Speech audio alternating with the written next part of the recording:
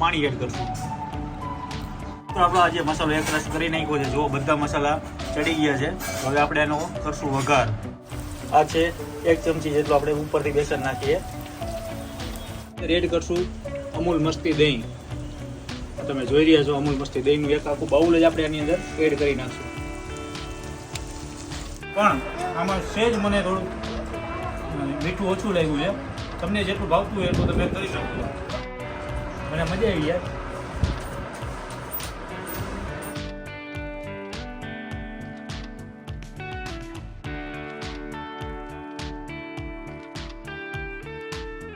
Hello મિત્રો, જય માતાજી, જય મોગલ, જય શ્રી કૃષ્ણ, જય દ્વારકાધીશ. આજે વળી પાછું ઘરની રસોઈમાં સ્વાગત છે તમારું. ને આજે આપણે બનાવવા જઈ રહ્યા છે દહીં અને શિમલા મરચાંનું શાક. કઈ રીતના બને છે અને એની સાથે કેટલી વસ્તુ આપણે જોશે એ આજે તમામ માહિતી આપણે વિડીયોની અંદર આપવાના છીએ. અને તમે પણ ઘરે જાતે બનાવી શકો છો, કારણ કે તમારે આખો વિડીયો પૂરેપૂરો જોવો પડશે. હવે એના માટે પૂરેપૂરી તૈયારી આપણી તૈયાર છે. તો કઈ રીતના શિમલા મરચાં લેવાના છે, દહીં ક્યારે એડ કરવાનું છે, બધી માહિતી આ વિડીયો દ્વારા તમને મળશે. અને તમને આ વિડીયો પસંદ હોય તો કોમેન્ટમાં જરૂરથી લખજો. અને રેસીપી અવનવી તમને કંઈક લાગતું હોય સારી એવી તો મને કોમેન્ટ જરૂરથી કરજો. આપણે તમારી પણ ફરમાઈશ પૂરી કરશું. તો જોતા રહ્યો અને મોજ કરતા રહ્યો. તો મિત્રો, સૌ પ્રથમ પહેલાં આપણે શિમલા મરચાંનું જે ઊભું કટિંગ કરી લેવાનું છે. ત્યારબાદ ડુંગળીનું પણ આપણે ઊભું કટિંગ કરી લેવાનું છે. અને ઝીણું કટિંગ નાનું અમથું કરી લેવાનું છે.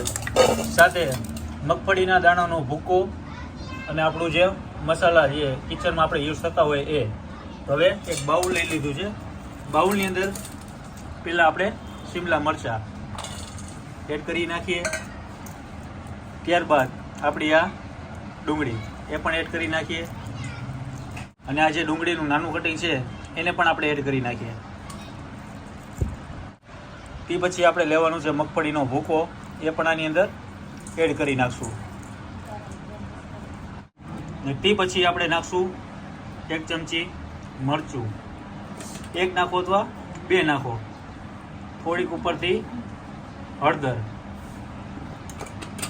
પછી નાખશું 1 ચમચી ધાણા જીરું. ત્યારબાદ ઉપરથી થોડીક નાખીએ આપણે હિંગ. અને લાસ્ટમાં નાખીએ સ્વાદ અનુસાર નમક. આ રેસીપી મિત્રો ઘરે તમે ટ્રાય કરજો, જોરદાર બનશે. અને દહીં સાથે શિમલા મરચાંનું શાક ખાજો, મજા આવશે. તો જોતા રહ્યો. મીઠું એડ કર્યા બાદ થોડુંક આપણે આની અંદર પાણી એડ કરશું. હવે આ બધાને કરી નાખીએ આપણે મિક્સ.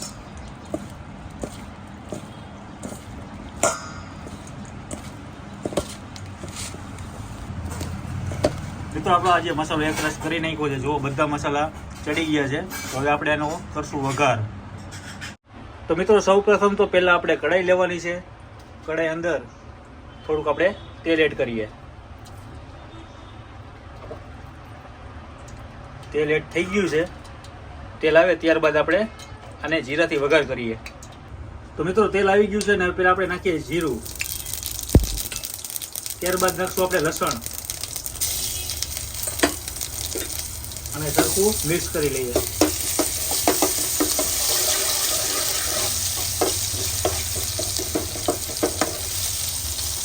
હવે મિત્રો, આપણે જે આ બધા શિમલા મરચાં અને ડુંગળી એડ કર્યા હતા એ આપણે આની અંદર એડ કરશું. લાગે છે ને એવું કે પંજાબી બને, તો પંજાબી નથી બનતું. આ વસ્તુ આખી અલગ બને છે. હવે આની ઉપર આપણે થોડુંક નાખશું ચણાનો લોટ, જેમ કે બેસન. આ છે 1 ચમચી જેટલું આપણે ઉપરથી બેસન નાખીએ. ત્યારબાદ આને કરી નાખીએ આપણે મિક્સ.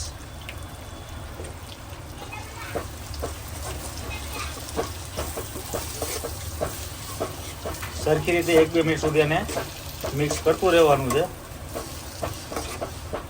ત્યારબાદ અને 2 મિનિટ સુધી ચડવા દઈએ.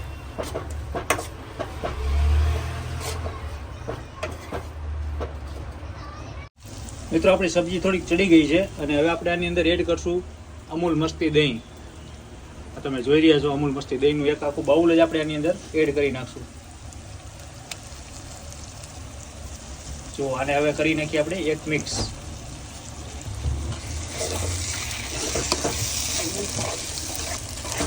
મિત્રો આપણે દહીં એડ કરી નાખ્યું છે અને અને વધીને 3-4 મિનિટ સુધી પાકવા દઈએ. તમને એવું જો લાગતું હોય કે ભાઈ તીખું મીઠું કાંઈ એડ કરવું છે તો તમે ઉપરથી પણ એડ કરી શકો છો. તો હવે આને 2-3 મિનિટ સુધી આપણે ચડવા દઈએ.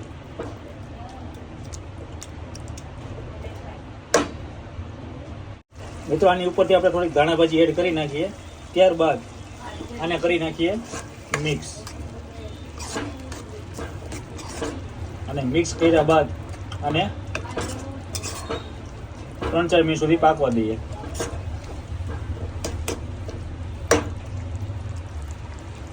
તો મિત્રો આપણું શિમલા મરચાં અને દહીંનું શાક રેડી છે. તો હવે ટેસ્ટિંગ કરીએ. ચાલો. ગરમા ગરમ રોટલી આવી ગઈ છે અને આપણું આ શિમલા મરચાં અને દહીંનું શાક એ પણ તૈયાર છે. તો હવે ટેસ્ટિંગ કરીએ. ચાલો.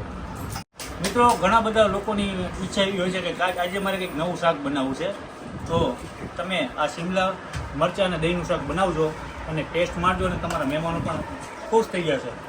તો હવે આપણે ટેસ્ટિંગ કરીએ છીએ. જુઓ તમે, આ છે શિમલા મરચાં અને દહીંનું શાક અને એટલું જબરજસ્ત બન્યું છે. જુઓ, મજા જ આવી જશે.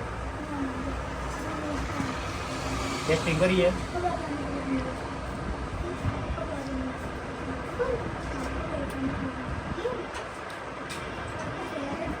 મિત્રો પહેલી વાર બનાવ્યું અને પહેલી વાર ખાધું, પણ આમાં સહેજ મને થોડું મીઠું ઓછું લાગ્યું છે. તમને જેટલું ભાવતું હોય એટલું તમે કરી શકો.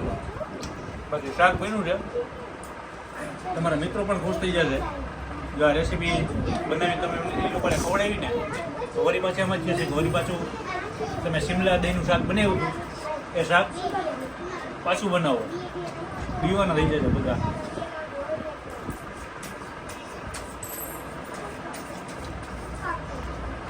ઠંડી ઠંડી ચા.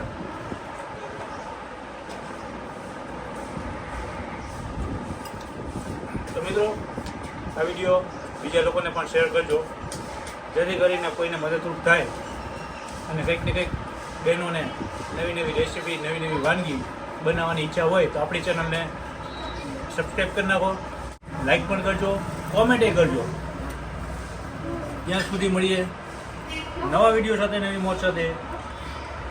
જય માતાજી, જય મોગલ, જય શ્રી કૃષ્ણ, જય દ્વારકાધીશ. મને મજા આવી યાર.